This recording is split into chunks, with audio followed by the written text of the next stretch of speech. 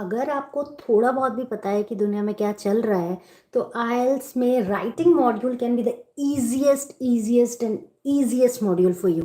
क्यों? अब इस बार का क्वेश्चन ही देख लिए, क्वेश्चन कितना easy.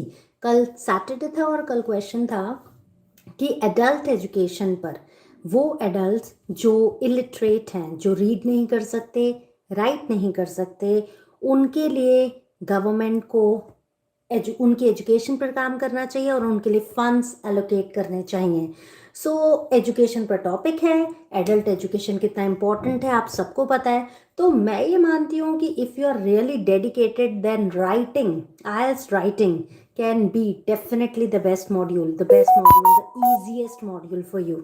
So let's here talk about what are the why now it was, to what extent do you agree or disagree कि गवर्नमेंट को उन अडल्ट पर खर्च, उन अडल्ट की एजुकेशन पे फंड्स और एलोकेट करना चाहिए जो रीड नहीं कर सकते, राइट नहीं कर सकते। मतलब इन्हें हम क्या कहते हैं? इन्हें हम इलिटरेट कहते हैं।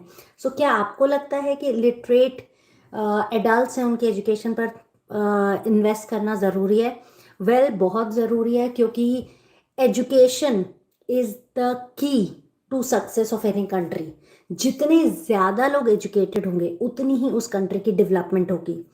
बहुत सारे एडल्ट्स हैं जो अपनी एजुकेशन बीच में छोड़ देते हैं just because they do not have enough finances.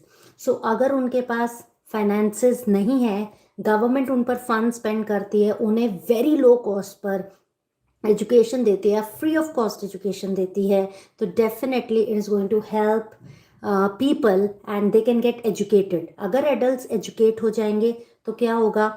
उनको जॉब मिलेगी तो उनका स्टैंडर्ड ऑफ लिविंग मिलेगा और अल्टीमेटली कंट्री की जो इकोनॉमी है वो ग्रो करेगी।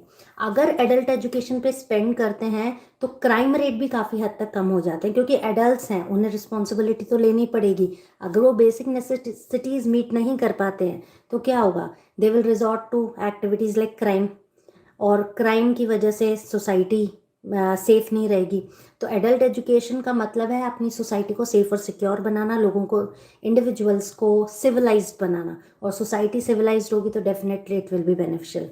अगर ज़्यादा एडल्ट्स एजुकेटेड हैं तो और क्या फ़ायदा हो सकता है? You will get engineers, you will get doctors, you will get researchers, you will get scientist, और आप इनोवेट कर पाएंगे, आपका देश इनोवेशन कर पाएगा, नई नई टेक्नोलॉजीज डेवलप कर पाएगा, तो आपको डिपेंडेंट नहीं होना पड़ेगा, वहीं बिजनेसमैन डेवलप होंगे।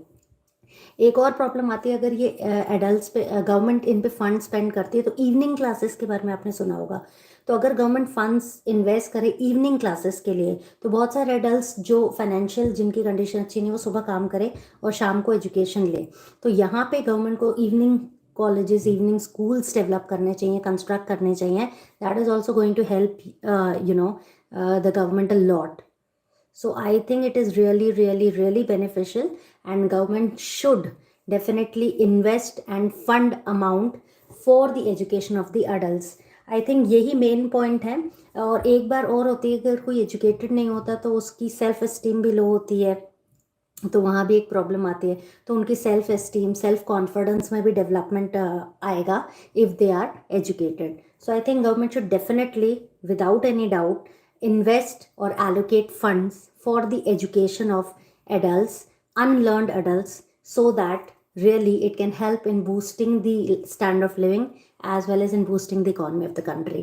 आपके दिमाग में से रिलेटेड और कौन से पॉइंट्स हैं? Do write it in the comment box. We can discuss that. I hope it is clear to you. Thank you and have a nice day. Not day, good night.